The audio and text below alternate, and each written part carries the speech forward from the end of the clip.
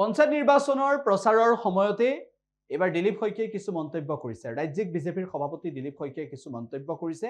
ৰাজ্যিক বিজেপিৰ সভাপতি গৰাকীয়ে পঞ্চায়ত নিৰ্বাচনত বিজেপিয়ে কিমান ভাল ফল দেখুৱাব আৰু বিৰোধী বৰ্তমান সময়ত কেনেকুৱা এটা পৰ্যায়ত আছে সেই সকলো কথা পঞ্চায়ত নিৰ্বাচনৰ প্ৰচাৰৰ মাজত উল্লেখ কৰিলে ৰাজ্যিক বিজেপিৰ সভাপতি গৰাকীয়ে। আমি শক্তিশালী বিৰোধী বিচাৰো অসমত। সুস্থ গণতন্ত্ৰৰ বাবে শক্তিশালী বিৰোধী অত্যন্ত গুৰুত্বপূৰ্ণ। ইতিবাচক সমালোচনাৰো প্ৰয়োজন আছে। ৰাজনৈতিক ক্ষেত্ৰখনত বুলি নহয়, সামাজিক, সাংস্কৃতিক, আধ্যাত্মিক, শৈক্ষিক সকলো ক্ষেত্ৰত ইতিবাচক সমালোচনাৰ প্ৰয়োজন আছে আৰু ইতিবাচক দিশত চৰকাৰক সমৰ্থন কৰাৰো প্ৰয়োজন আছে। সকলো বিষয়তে চৰকাৰক বিৰোধ কৰিব, সকলো বিষয়তে চৰকাৰৰ সমালোচনা কৰিব, এইটো বিৰোধীৰ চৰিত্ৰ হোৱাটো উচিত নহয়। আৰু মই যিটো দেখিছোঁ এতিয়া বিৰোধী যিসকল নেতা মই দেখিছোঁ, এটা দলত 3টা ভাগ, 4টা ভাগ, 5টা ভাগ। গতিকে এটা দলতে যদি 4-5টা ভাগ আৰু এই যিবিলাকৰ নেতিবাচক চিন্তাৰে যিসকলে ৰাজনীতিৰ পথাৰখনত নামিছে সেইসকল একত্ৰিত হ'ব বুলি মোৰ মনে নধৰে। আৰু হ'লেও এয়া বেছি দিন ইয়াত তিষ্ঠি নাথাকে।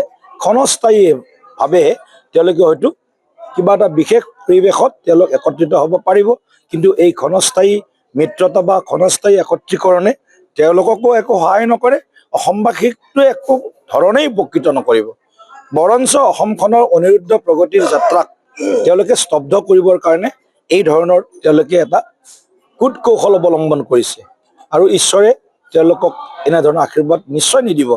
যিসকলৰ মনত ঈশ্বৰ পৰায়ণতা নাই, আধ্যাত্মিকতা নাই, যেতিয়া শিৱসাগৰৰ বিধায়কে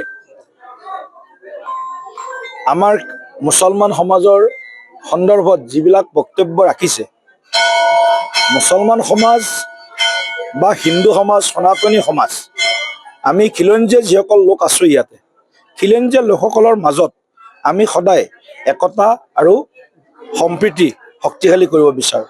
কিন্তু দেশক ভাল নাপায়, যদি পাকিস্তানক ভাল পায়, তেনেহ'লে তেনেকুৱা ব্যক্তিৰ প্ৰতি সমাজেও কেতিয়াও তেওঁলোকক ভাল নাপাব। কিছুমানৰ মুখত ওঠত পাকিস্তানী ভাষা দেখিবলৈ পাইছোঁ।